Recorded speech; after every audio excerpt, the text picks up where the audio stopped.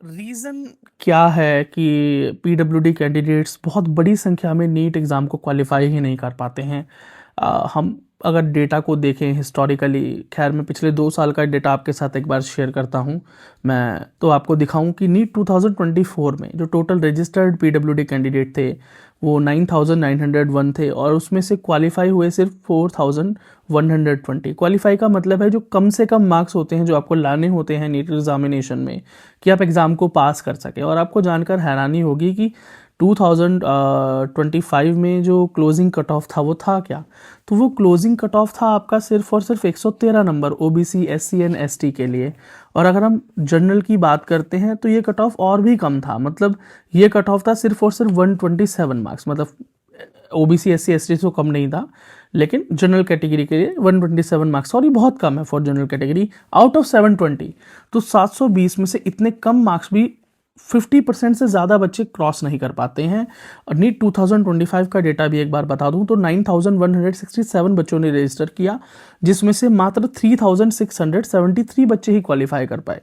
तो एक बड़ा अमाउंट ऑफ पीडब्ल्यूडी कैंडिडेट जो कि डिस्क्वालीफाई हो जाता है, पास नहीं हो पाता नीट एग्जाम में। और उसका रीज़न है कि पीडब्ल्यूडी बच्चों का फोकस पढ़ाई पर ना होकर सिर्फ और सिर्फ लो कट ऑफ पर होता है।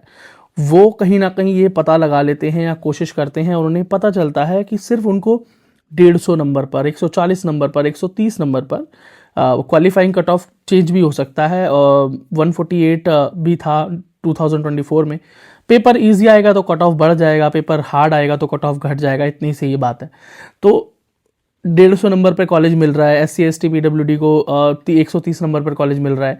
खैर वो कितनी मुश्किल से मिल रहा है, कितने राउंड ऑफ काउंसलिंग में धक्के खाने पड़ रहे हैं स्टेट एंड ऑल इंडिया में, वो बात अलग है, वो कोई नहीं बताता, एसवीपी इंस्टीट्यूट बताता है। लेकिन बच्चे के दिमाग में ये बात फिट हो जाती है कि हमें तो बहुत कम मार्क्स लाने हैं, 200 मार्क्स लाने हैं। S C S T PWD 300 में एम्स मिल रहा है, 240 220 पर एम्स मिल रहा है एस सी एस टी को।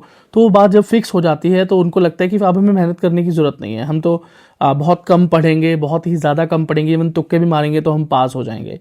और जिसकी वजह से जब नीट में बच्चा पढ़ाई नहीं करता है, कल कर लूँगा कितना कम ही पढ़ने वाले एटीट्यूड से रहता है, तो वो पढ़ाई कर ही नहीं पाता। और लगातार हर साल नीट का जो लेवल है वो बढ़ रहा है, मतलब हार्डनेस ऑफ एग्जामिनेशन नहीं बढ़ रही है, टाइप ऑफ क्वेश्चन पूछने का तरीका बदल गया है।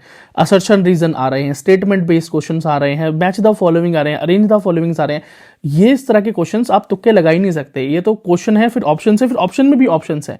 ये आप तभी कर सकते हैं जब आपने पढ़ा हो और रिविजन किया हो, आपके बेसिक कॉन्सेप्ट बहुत क्लियर हो और बहुत सारे एमसीक्यूज आपने पहले ही किए हों, पीवाईक्यूज आपने किए हों। वो बच्चा करता नहीं, यही है रीजन। तो पीडब्ल्यूडी बच्चों पढ़ाई करो। All the best.